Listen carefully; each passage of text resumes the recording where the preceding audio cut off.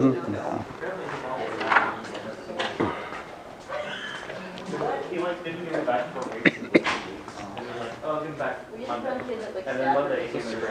right. Well, I will begin.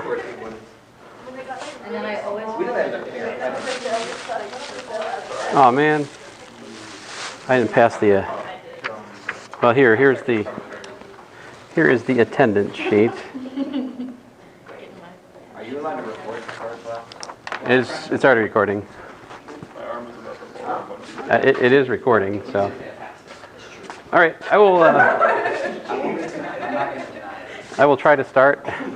It's true. Can I just mark myself for the entire row? A little bit. I think I'm going to start. So, Heavenly Father, we thank you for this day. I thank you for most of these students. Just ask you to be glorified in what we do this day, Lord. In your name I pray, Lord Jesus. Amen. You know who you are. Let's see here.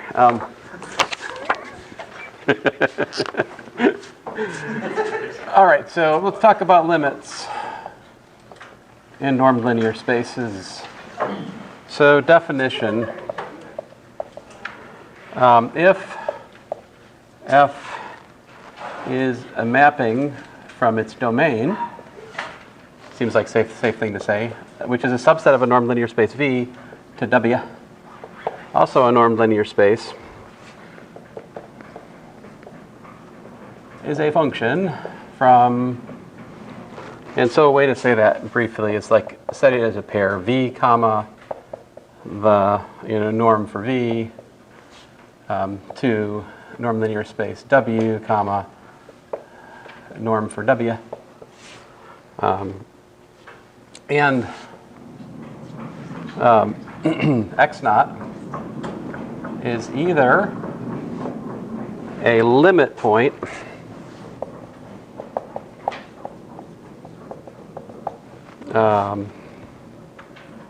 or an isolated point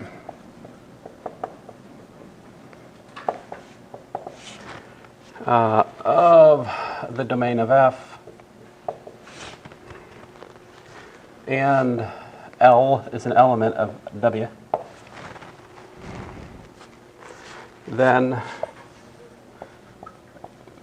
we say the limit as x goes to x naught of f of x is equal to L, if and only if for each epsilon greater than 0, there exists a delta greater than 0, such that if x is in V and 0 is less than norm of x minus x naught is less than delta, then the norm of f of x minus L is less than epsilon. That L is brought to you by a certain OCD student here. Who knows who she is? Oh, well, that doesn't pin it down too much, right? 40% chance. Yes? So, something I found with this in the homework that I wasn't sure about is when you are finding a limit, is that limit unique even if you were to choose a different norm? Yes, we'll prove that. So, well, I'll argue that. But I will prove that there's a certain way in which coordinate change plays nice with limits. That's what I'll prove today. But anyway, I'm missing some things. Technically speaking, this is the norm in V, right? Whereas this is the norm in W, yeah? But so this is, Shane, that's a good question. It's like, well, shouldn't there be like some kind of notation to say, hey, you're taking the limit with respect to this choice of norm? Well, the fortunate answer to that question is no, because the choice of norm actually doesn't influence the value of the limit. If the limit exists, it exists uniquely so, independent of the choice of norm. But that is by no means apparent at the moment. All right. I will try to give arguments to support that before the end of today. Okay, well, this is it, right? So for each epsilon greater than 0, there exists a delta greater than 0, such that whenever you're within delta units of the limit point, but not at the limit point itself, you're within epsilon units in terms of the values. The values are within epsilon units as measured by the norm in W, like so. This is exactly the epsilon delta definition that we gave in Calculus 1, right? Except there we had absolute value instead of norms. But the idea is still the same.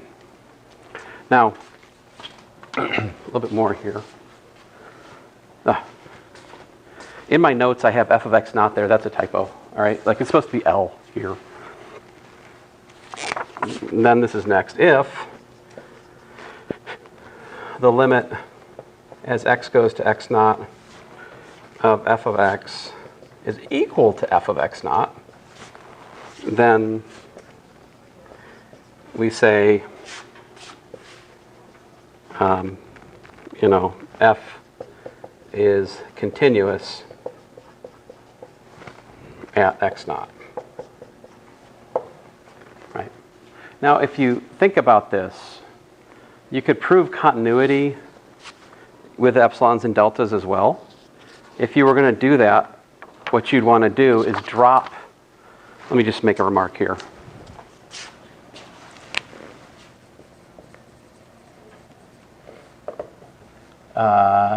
To prove continuity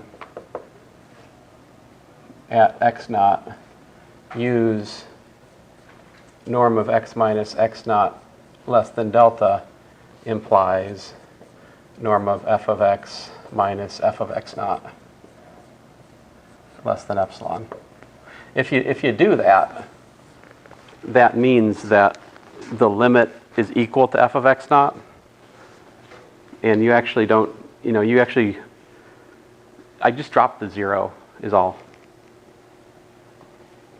Okay, so anyway, let me shut up. That's not a terribly interesting comment. Just sometimes you'll see a definition of continuity without a limit, all right? And that's all that is. This definition indicates that functions are by default continuous at isolated points, all right? So I guess, I'm not sure this definition. Let's see here. Yeah, what would happen at an isolated point? If we were at an isolated point, could we pick a delta that makes this inequality true? We could, right? Because if it's isolated, that means there's some delta for which x naught's the only point in here. That's why this has to be the definition of continuity to get isolated points. So I can't use the limit definition for isolated points. I have to drop back to like basically all of this stuff, but instead of it's exactly what I have written here. Just instead of you just basically omit this, right?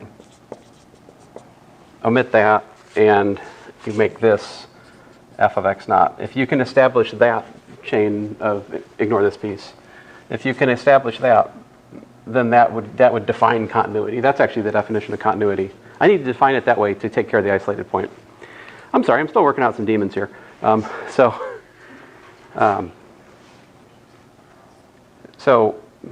And yes, my goal, of course, is to confuse Alexa, but, I'm sorry, Violet. But, see, I'm even confused about Violet's name, so it's consistent. But, so we can give an inequality definition for continuity, and if we do that, then it makes the function continuous automatically at isolated points. This is desirable because you'd like sequences to, by default, be defined to be continuous, because that will just make more general theorems of analysis true. You'd like to be able to say things about sequences in like general theorems. And if we make that definition of continuity, like I was saying, for the isolated points, don't require the limit to hold, then you're fine. Yeah. So in this respect, continuous is not an antonym for discrete. Yes. Okay, yeah. Thank you. I thought about this lots earlier. Thank you, Preston. I appreciate that. Although, The graph could be like hold on a second. Am I being dumb? Because if it's an isolated point, well, if it's an isolated point, there just doesn't exist an x subject to this condition. Well, except for x naught. No, x naught doesn't satisfy that condition. We get, but that's why we omitted it. Later. I'm just saying that if anyway, that's what I'm saying is like if I'm not overlooking something, I think it's vacuously true.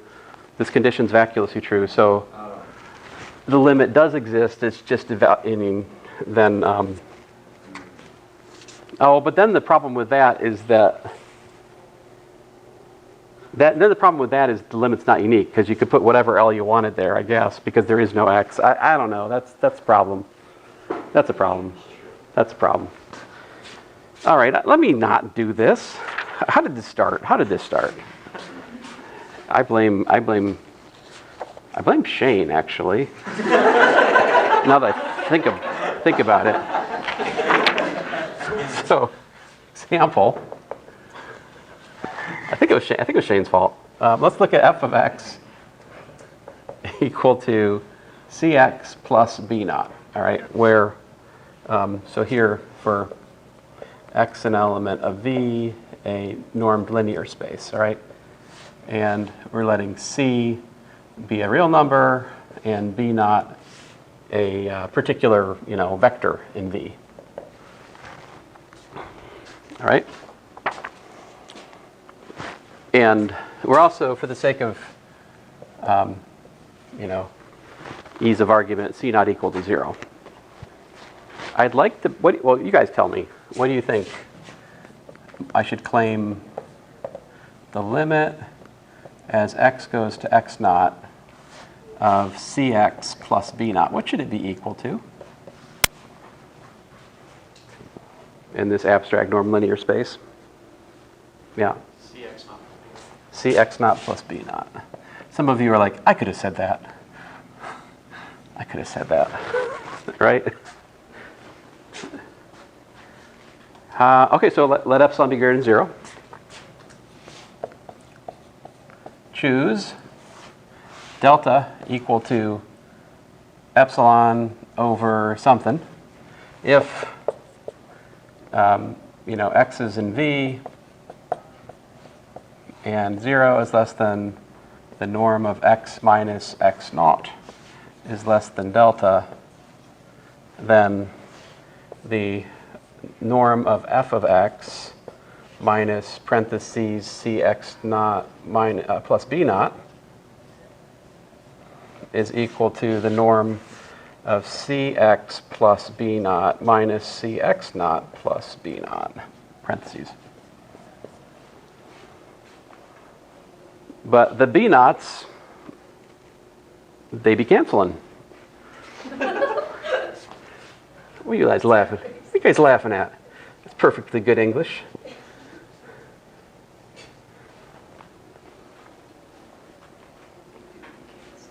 They do be canceling. So we can factor the c out. Right? And then by one of the axioms of the norm, remember, if you have a scalar multiple, you can pull it outside of the norm, but when you do, it costs you a what? Absolute value. So possibly a sign, yeah. Plus or minus, a plus or minusness. So there's that. All right, great. We'd like that to be less than epsilon. This is less than, by assumption, what? Absolute value of c times a delta, right? So in retrospect, what should we have chose our delta to be? I vote for epsilon what? If we want to make this equal to epsilon, what would my choice be? Delta equals to epsilon over absolute value of c. Be careful, c could be negative. Behold, we're done. I guess I should conclude, otherwise Brandon will find me and do something, I don't know. Then the limit as x goes to x naught of f of x is equal to f of x naught for any x naught in V, therefore f continuous. Because it's continuous at a arbitrary point in its domain. I guess I should define that. We say a function's continuous if it's continuous at each point in its domain. That's the same definition we give in Calculus 1. Still true here.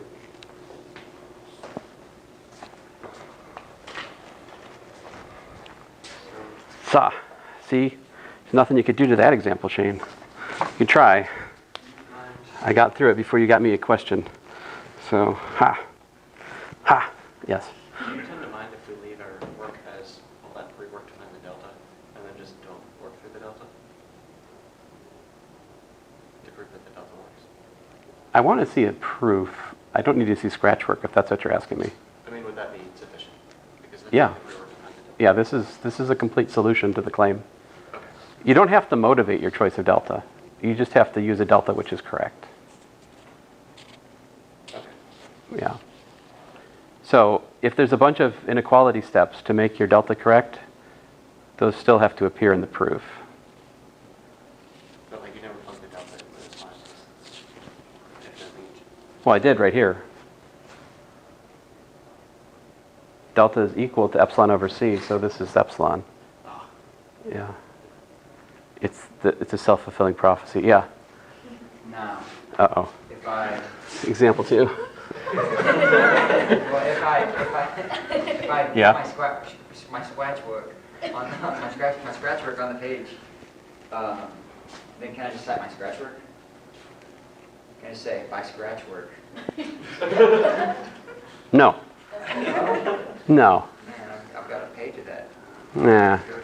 Yeah. That's where scissors and some tape comes into play. You don't want me to turn that in. I don't know. Let's not ask these questions. It's kind of like a game of academic chicken. You can try and see what happens, you know? I might swerve at the last moment and not take points off, you know? I don't know. It's possible. It's possible. All right. All right, so constant function, right? If we talk about a constant function on a normed linear space, is this continuous? It is, right? I'm going to leave, you guys can prove that, right? If I put this on the test, everyone gets this problem easy peasy, right? Prove that the limit as x goes to x naught of the constant function is equal to the constant. What do you choose for delta? Anything. Anything, correct. So this semester, 47. All right, so example 3. Here, I'm going to keep it real for a second. F, a mapping from Rn with a point removed to Rn again. And here, I'm going to let f of x equal to 1 over the norm of x minus a times x minus a. All right? So I'm not going to prove this, but it's, you know, it's fairly evident. You can check. The limit as x goes to a of f of x does not exist. All right, so we still have that language. In n equals to 1, what happens? You can, if you think about n equals to 1, this is just absolute value. All right? So I'm assuming the Euclidean norm by default for Rn. So like, what's the Euclidean norm in n equals to 1?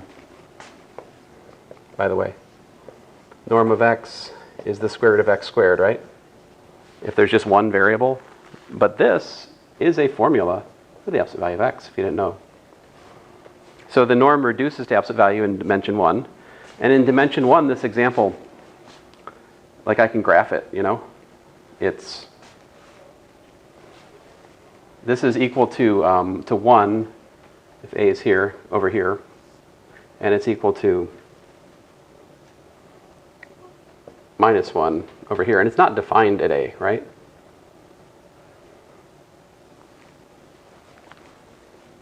So the reason this fails to exist in dimension 1 is because it's a jump discontinuity, right? And that doesn't get any better when you go to 2 or 3 or 4 dimensions. It's still the case that you don't get the same limit from different directions. Although, reminder, what do we learn in Calculus 3? If the limit along paths to the point, if we restrict a function of several variables to like a path, and like look at the limit as that path approaches the point, right? And we prove all those path limits are equal.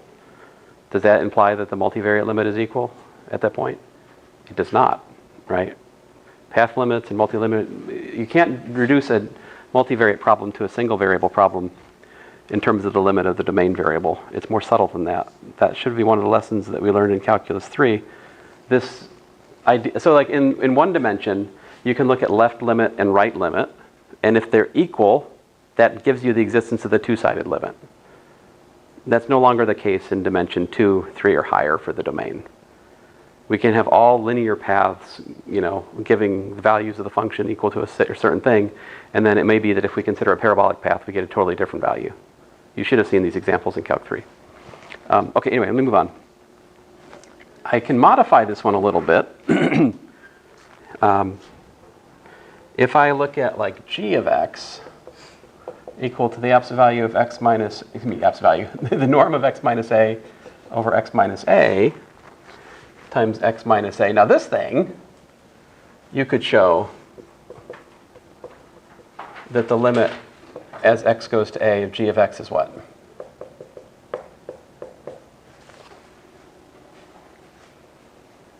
Your intuition is still valid if you just want to do intuitive calculation of limits, right?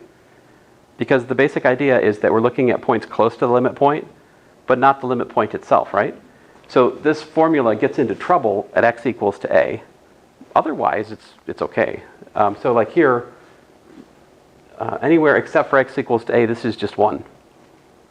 At x equals to a, it's undefined. So this is just equal to, 0.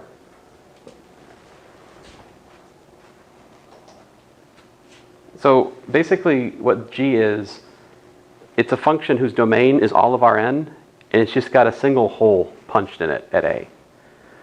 Multiplying your formula by this is like a mathematical hole punch. It just removes that one point from the domain. But all right, enough about that.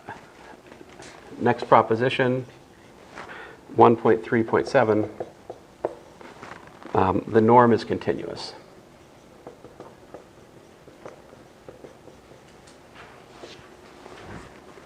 All right, so suppose V has norm, which is a mapping, of course, from V to the reals, right? So define f of x equal to absolute value x, right? Okay, so we're going to look at that function. We're going to prove that this function f, I'm calling this thing f for the sake of discussion, right? I'm going to say that is in fact continuous, all right?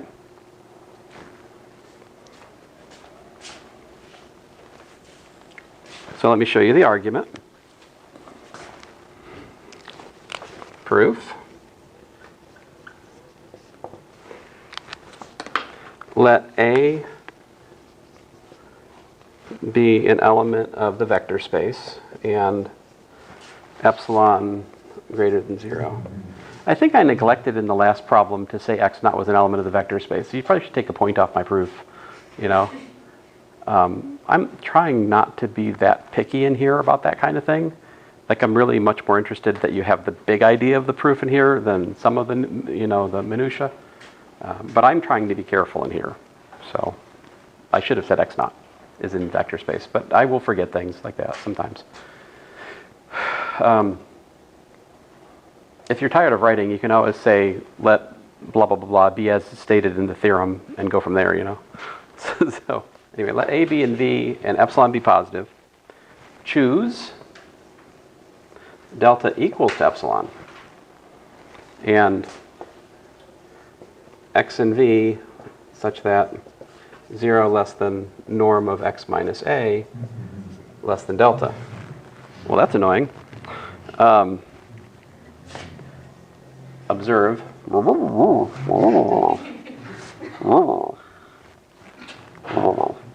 The norm of x, it be equal to the norm of x minus a plus a, because we can add 0. By the way, that's an axiom of vector spaces, but you haven't had 321, so you don't know that. Right?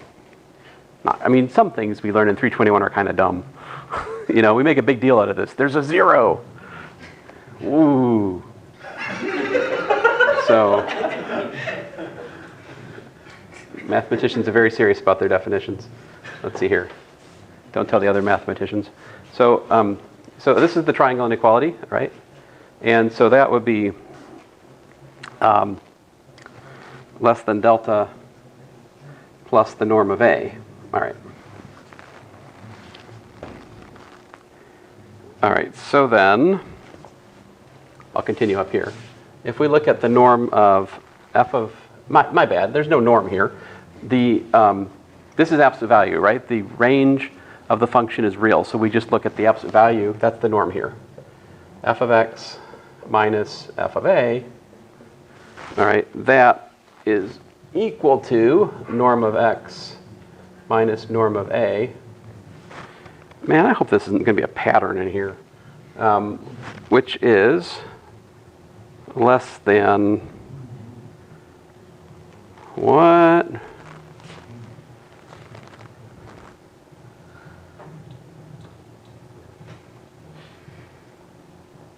Oh man, what is that?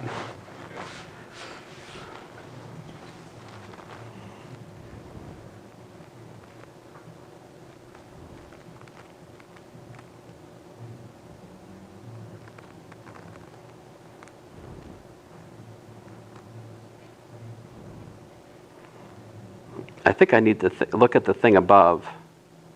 Yeah, that'd be good. Yeah.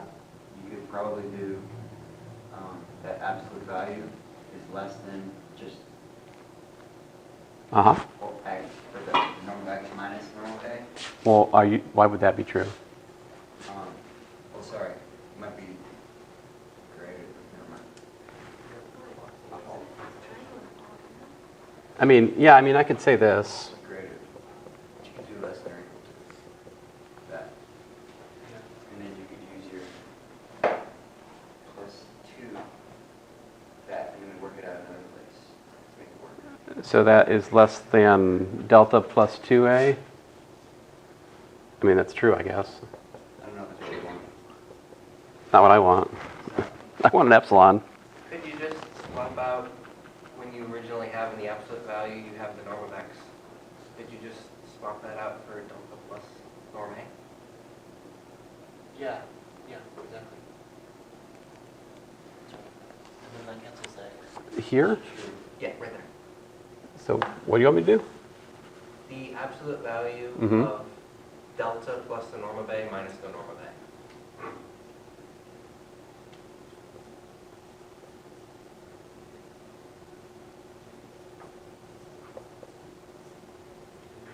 All right, now that is a reasonable step because you have replaced the thing inside an absolute value, which is positive, with a larger positive number. That is a reasonable step. Do you see that, guys? So we took absolute value of x here, and we replaced it with a larger value, right? So surely, the only thing that can make the absolute value smaller is to you'd have to increase the amount you're subtracting, right? I know that this and that are positive themselves. The only negativity is for that minus sign. The minus sign. Okay, so anyway, this is that, which gives us delta, which is equal to epsilon. So we're done. All right, let's stick a fork in it. So there we go.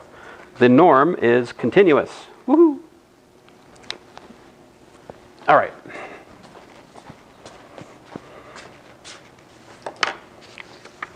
So I wanted to write some of these out. If I've got time for the next one. All right, I'll do one more. One more by hand, and then we're going to start projecting. Wait a minute. When's this class end? Okay, we're good. I was thinking it's 4:30 for a second there. So when you guys took Calculus 1, did your professor prove that the limit of a sum is the sum of the limits? Like limit of f plus g is equal to the limit of f plus the limit of g, or did you just use it? Just used it, didn't you? All right, so this may be new for you then. So here's a theorem. If the limit as x goes to x naught of f of x is equal to L sub f in W, and the limit as x goes to x naught of g of x is equal to L sub g, which is in W. So here we're assuming that f and g are mappings from V to W with x naught, common limit point. I mean, apparently, because these limits exist, all right? So suppose you've got two functions whose limits separately exist. Then, guess what?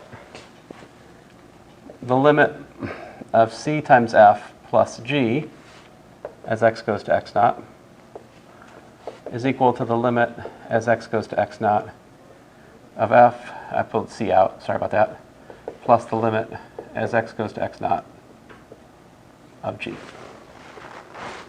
We can prove this. So here, there's kind of a little trick. Not much of a trick, but here's how it goes. Let epsilon be greater than 0, and x naught an element of V. Suppose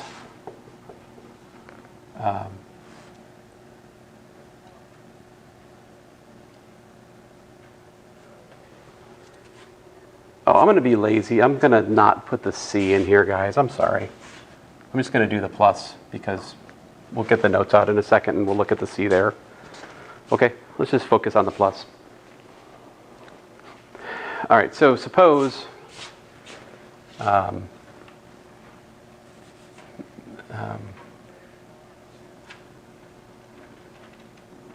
assume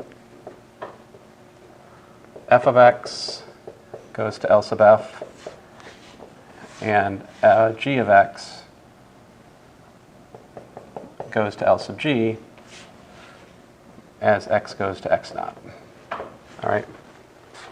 By the way, you can use this notation like we did in calculus. That's still available, and we define it to mean the same thing we did before, right? That's just another notation for the limit. Great. Since these limits exist,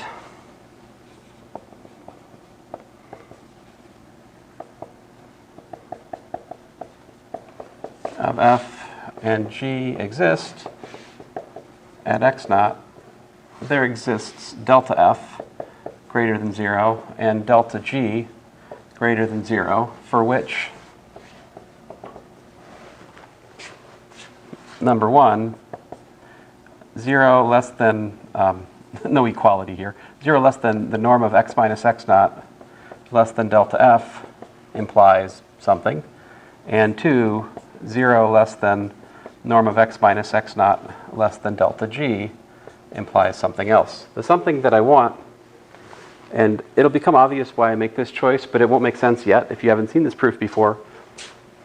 But we're going to make it such that the norm of f of x minus L sub f is less than epsilon over 2, and the norm of g of x minus L sub g is less than epsilon over 2. All right? The reason we do this is so that we can achieve, we can have both of these. How do we get both of these at the same time? Well, we're going to construct delta equals to the minimum of delta f and delta g, right? And suppose 0 less than norm of x minus x naught is less than delta, right? Well, that's less than or equal to delta f and delta g. Hence 1 and 2 hold, right? Hence 1 and 2 hold.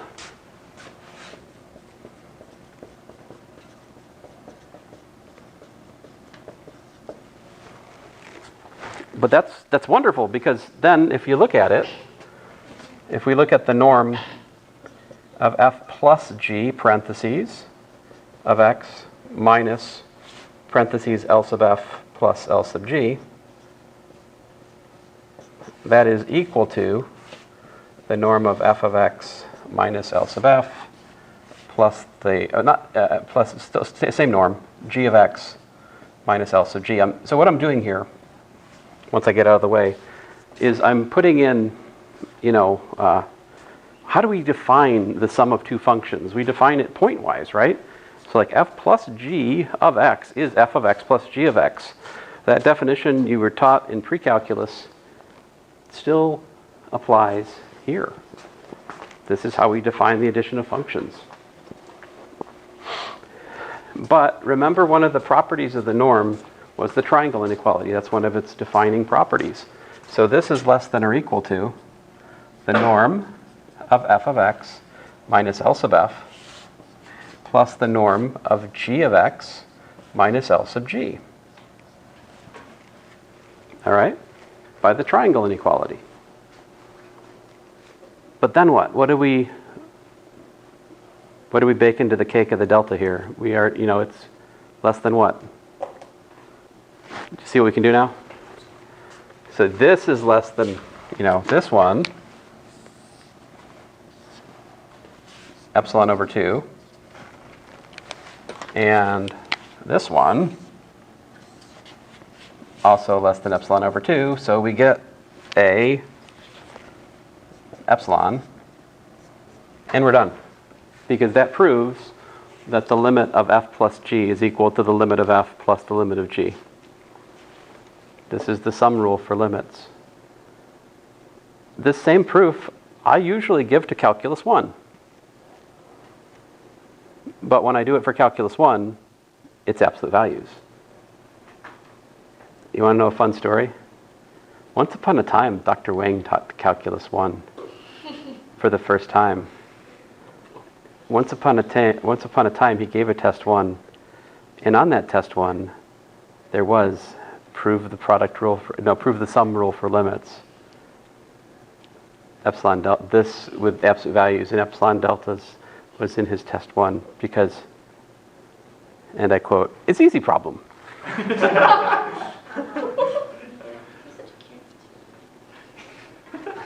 He has mellowed a lot, I think. I love Dr. Wang. So yeah.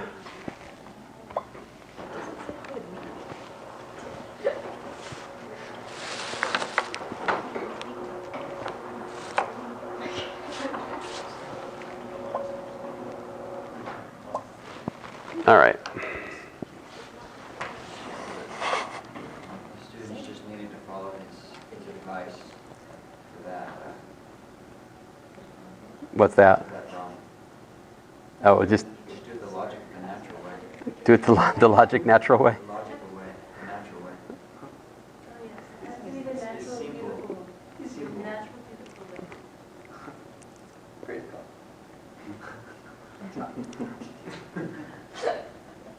I think God. He does, quite often. He's a wise man. Ah, come on. You work. There we go. All right, so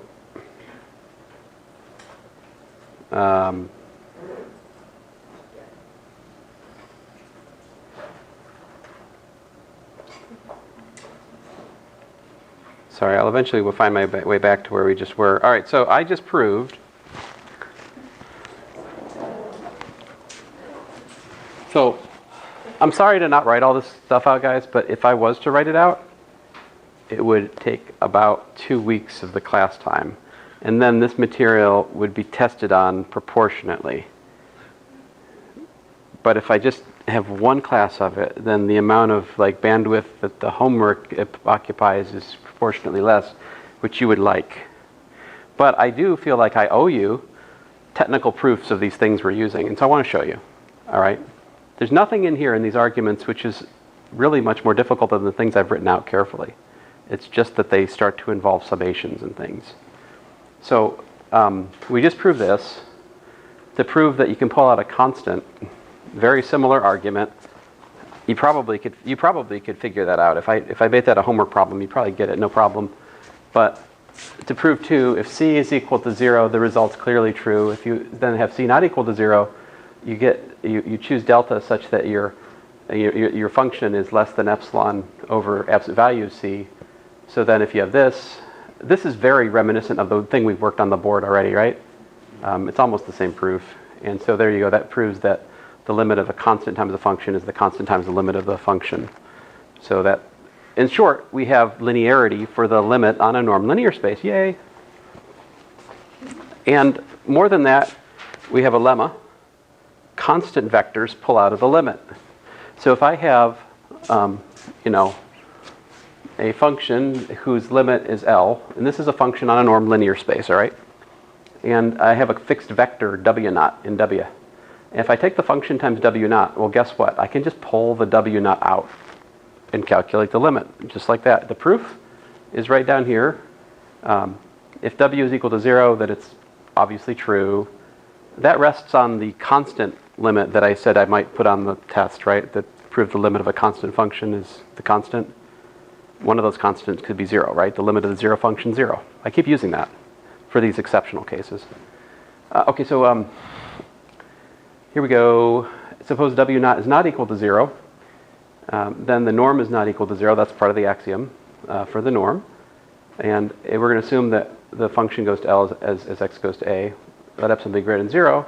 We choose delta that makes us within epsilon over the length of the vector like that. We can do that because the limit exists, which means we can make the outputs of f as small as we like for the inputs being as close to the limit point as we want, as we set up. All right, so then for those inputs, we get this estimate. We can pull then the W naught out, factor it, and then properties of the norm. We pull out absolute value of that constant, and we have the norm of W naught, but this was assumed to be epsilon over W naught. The W naughts, they be canceling with their norms, and it leaves us with an epsilon. Well, an ugly epsilon. I'm sorry. I do mean to change these all to variable epsilons. I much prefer the variable epsilon. This is the unvariable epsilon. It's hideous. Var eps, yeah. So there you go. We can pull constant vectors out of limits. All right. So next up, a definition. If we have normed linear spaces and we have a function that goes from normed linear space V to normed linear space W, if we have basis gamma for W and base, well, I guess I don't need a basis for V in this problem, but if I have a basis gamma for W, then there exists f sub I, which are going from the domain of the function to the reals, such that we can write the function as a linear combination of the component functions times the basis, right? So we do this all the time in like calculus 3 or whatever. For example, you have a parameterization with two variables, right? You have the x component, the y component, and the z component. Same idea here. It's just done with respect to an abstract basis. Like for the calculus 3, the basis you're finding components with respect to is just like the standard basis, E1, E2, E3, you know. Or in your class, they might have used IJK, right, for the unit vectors. But anyway, we can talk about component functions with respect to an abstract basis, and they're uniquely defined because the expansion of a vector with respect to a choice of basis is unique if it exists, all right? So those are the component functions of f. Now, as I say here, if we're given the limits of each component function, then we may assemble the limit of the function. That's what I'm about to prove. So this direction,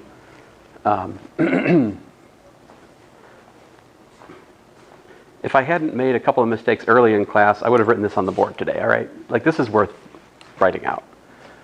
But this one's not too bad. Let's look at the pieces. So we're given a function, right? And we're given that the limits of the component functions all exist. All right, that's what's given to us. Then the claim is that the limit of the function overall is just the linear combination of the limits of the components. In other words, this is saying if I have a limit of a function with several, with multiple component functions, I can calculate the limit by calculating the limit of each component separately and piecing it together. So here's how that goes. This is equal to that by definition of component functions, and then I can pull the sum out because the limit. Remember, we proved that we can pull sums out of limits. That's this over here. But you have to inductively extend it, because if you can do it for 2, you can do it for n. All right. So we can pull sums out of the limit, but we can also, by the lemma, pull the constant vector out of that limit for each choice of I, using the lemma n times. But then this is, by definition, L. So there you go. That's the claim of the theorem. It's just that. So it's a putting together linearity, the constant, the lemma that we just looked at. That's that. Now, the converse of this theorem is also true. But there is trouble in the proof of that. That's easy to gloss over, and I have in certain past semesters, but I want to explain to you the trouble. In your homework, I have given you a problem where I say prove that a linear function is continuous from the epsilon delta definition. In the problem statement, I tell you that the length of the component of the vector. So like we have in that problem statement, you have something like x is equal to the sum, let's say xi times vi, where like beta is equal to the basis v1 vn. And I gave you this lovely property that the absolute value of x sub I, come on, the absolute value of x sub I is less than or equal to the norm of x. So it's a property, given property for that homework problem. This seems like, you'd be like, well, how could that not be the case? How can you have components which are smaller in magnitude than the norm of the vector? That defies your common sense, because you've always worked with bases where that's not the case. I mean, you have always worked with bases where this is what happens, right? If I give you the vector 1, 2, 3, the length of the vector is greater than 1, 2, or 3, right? This is just duh, because you're taking the square root of 1 squared plus 2 squared plus 3 squared. Of course, that is going to be larger than any of the things you're squaring and adding together under the square root. But check this out. Look at this beastly thing. If we have the basis 1 epsilon, 1, 0, this is a basis for R2 because these are linearly independent if epsilon's non-zero. All right, so it's a basis. It's not orthonormal, meaning that the dot product of these two vectors is not 0. All right, it's not orthonormal.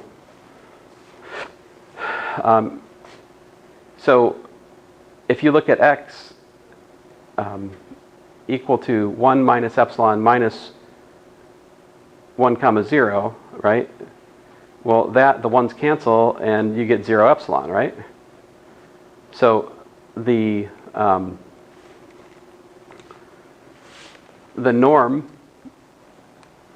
of x here is the absolute value of epsilon, and yet the coordinate vector is 1 minus beta. 1 minus 1, right? So both components of x in this beta basis have magnitude 1, and yet the length of the vector is absolute value of epsilon. But you can make epsilon as small as you want. This is very annoying, because this is not this property at all, right? It's, yeah. And think about this intuitively. What's going on as epsilon goes to 0? They're becoming what? They're the same, right? So in that limit, it's not really a basis. But even if you're not, if you're 99.99999% of the way there, it's still linearly independent. It's still a basis. Linear algebra is unforgiving this way. This is part of like the ill conditioning problem that Dr. Wang might talk about, circling back to Dr. Wang in the numerical class. But anyway, so I clearly cannot just assume for any basis of a norm linear space that I have the property that the absolute value of a component, the absolute value of a coordinate is less than or equal to the norm of the whole vector. That's not a property that's true for all bases. It is a property that's true for a special subclass of bases. Yeah. Would that be not true for anything that's not orthogonal? No, there are lots of bases which are not orthogonal and yet still are not misbehaving like this. This is a particularly insidious example. All right, so let me show you how we get around this. Because the good news is well, first of all, I had the common decency to, in your homework, give you the assumption that, the length of the component is, less than the, I guess it doesn't matter. I was thinking I need to, it's fine. Yowzers. All right, so the way I work around this, there's a little bit that goes on here. So here we go. So I actually have to look at a little proposition about coordinate change. So if you have two different bases, you can change from one formula to another using coordinate change. So in particular, if I have two different bases, say gamma bar and gamma, the w's with the bars and the w's without the bars, I can convert the unbarred basis to the barred basis using a particular linear combination of coefficients here. And this change of basis matrix, this Pij, if you will, is an invertible matrix, right? It has to exist. This is, the structure of the theory here. And so if we have, it turns out that if you have component functions with respect to the gamma basis, and if you have component functions with respect to the other basis, those two different choices of component functions are related. And they are related by the change of basis matrix, although not in the same way as the basis. So see how this goes? Like, check this out. I've got W bar, sum P, W. But over here, I have, the not without the bar, sum P, F bar. So the components are transforming inversely to the basis. This is something we learn in linear algebra. It's like components and the basis, they transform in an opposite way. Anyway, so this is just linear algebra. And the proof is down here. If I look at F, I can write it like this, but I can also write it like that. And if I plug in this formula right here for the change of basis, that gives me F bar with this basis, the changed basis. But then if I pull the sum out and change the order of the sums from I to j, to j to I, this is a property of finite sums. You can flip it, right? This is something my Math 200 students will prove by induction in a couple weeks. Woohoo! So yeah, they're gonna love that. But so anyway, at this point we have something times wj equals something times wj. So by the linear independence of the basis, we can equate coefficients, and that gives us this formula, which is what I was trying to prove. So there is a straightforward way to change from a formula with respect to one basis to another. All right? So next proposition, if I have the limit in the the barred, if I have limit as x goes a of f bar of x equal to L bar of I, for I equals, I'm missing an I here, guys. There's a typo. That's supposed to be an I. Violet, you didn't tell me about this one.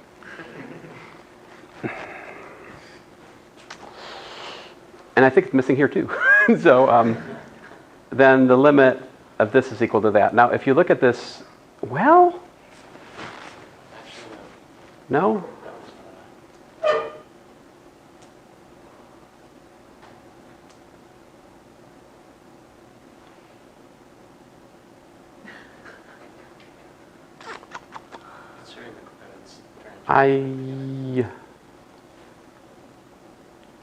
Yeah, I think that's supposed to be a, yeah, there's definitely supposed to be an I here. then this one, I'm calculating the limit of f sub I is equal to, so that's by the previous proposition, right? I can trade this for that. And then I'm pulling the limit inside. I'm pulling the Pij's, which are constant outside of the limit. But then we're given that this is equal to L bar I, which gives me this. But then I have to use the previous proposition. Since this is the limit of the ith component function, is that? I think I might be missing like I think I'm missing a vector here, because this is vector valued. So like there should be a w sub, I think there should be a w sub j here maybe. There's definitely something missing in this. I can't have, this is vector valued and this is scalar. Is L sub I? This is a scalar. Or is it not a vector? Because its limit is a vector. It is. It's the limit of a vector. Yeah, but I'm pretty sure that you think so? I think L sub I is a number in this business. Like, see, this is where it's got introduced back here. For example, limit as x goes to a of f sub I of x is L sub I. So that was the limit of the ith component function.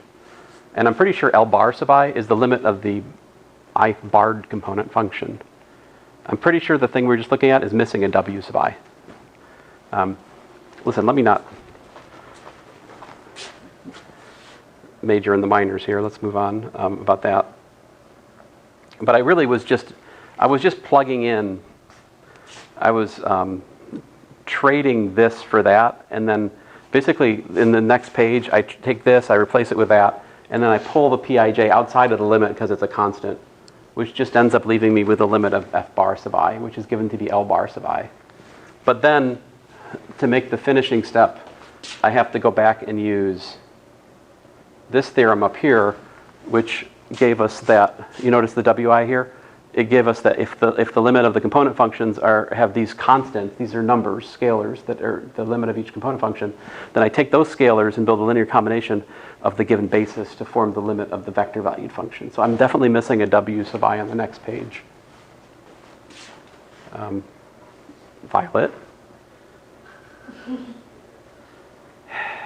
You're supposed to tell me these things before I get to them. I mean, it was very helpful that you pointed out that thing at the start of class, because that would have derailed 10 minutes of class, like for sure, if I hadn't noticed it, you know? But anyway. All right, moving on. So finally back to your question, Shane. I think it was you. Okay, great. So the coordinate change results above are most interesting when we're paired with an additional freedom we have to analyze limits in finite dimensional vector spaces. Number one, the metric, and I talked about this a little bit last time, the metric topology for a finite dimensional norm linear space is independent of our choice of norm. And the reason for that is just the notion of interior point is independent of what shape you're using to define interior point, right? If you can put a little circle around it, you can put a little square around it, you can put a little diamond around it, all of these different choices of norm give you the same concept of interior point, hence the same open sets. One of your homework problems proves that a function's continuous at a point if and only if the inverse image of open sets in the codomain are open sets in the domain, which means that limit is in fact uniquely defined by your choice of what an open set is. But since the choice of what open set is not fixed by your choice of norm, that means that the choice of limit is also not fixed by the choice of norm. There you go. I am glossing over something here. I will try to send you guys a link. There's a lecture I gave in the Hilbert space course where I spend an hour proving the equivalence of finite dimensional norms. There is some technical stuff I'm hiding here somehow or another. But I think what I said sounds reasonable, so believe it.